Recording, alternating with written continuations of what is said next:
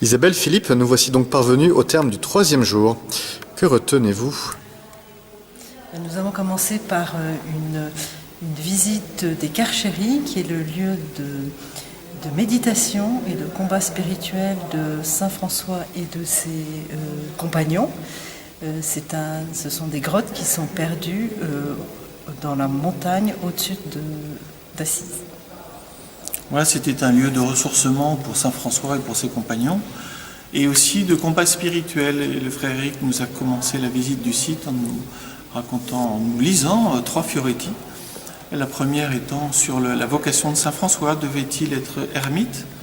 Et on voit que dans ce lieu, il y avait cette tentation. Ou devait-il être quelqu'un qui allait annoncer l'évangile dans le monde?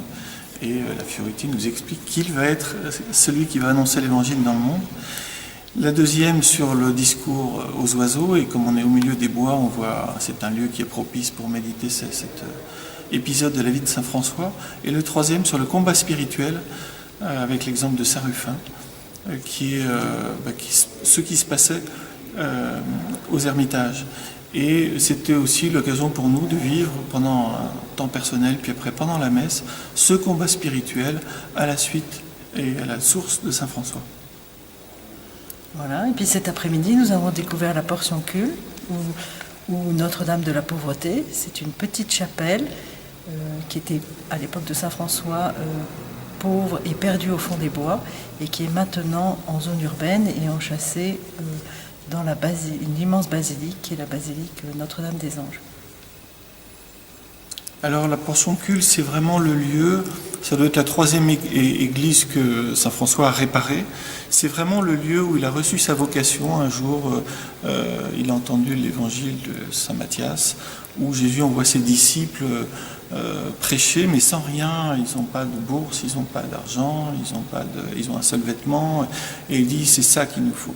C'est vraiment ma vocation à moi, c'est d'aller annoncer l'évangile et de le faire dans la pauvreté. Voilà. C'est aussi le lieu où Saint François est mort, donc on voit l'endroit où il était déposé, nu, par terre, dans une deuxième nudité qui rappelle un peu celle du dépouillement dont on a fait mémoire hier. Et puis, voilà, il y a 2 choses que j'ai trouvées sympathiques. La première, c'est, voilà, Saint François a arraché une indulgence au pape, Honorius III, et ce qui fait que sur juste au-dessus de la porte de la Portioncule est écrit « Entre dans la vie éternelle ». C'est exactement la parole que nous prononçons quand nous franchissons le seuil de l'Église avec un futur baptisé. Et puis la dernière chose que je voudrais dire, que je trouve très beau de vivre tout ce temps auprès de Saint François, mais avec nos frères diacres, ce qui nous permet de vivre ce temps ensemble, et puis aussi d'avoir du temps pour des échanges entre nous et renforcer ainsi la fraternité diaconale.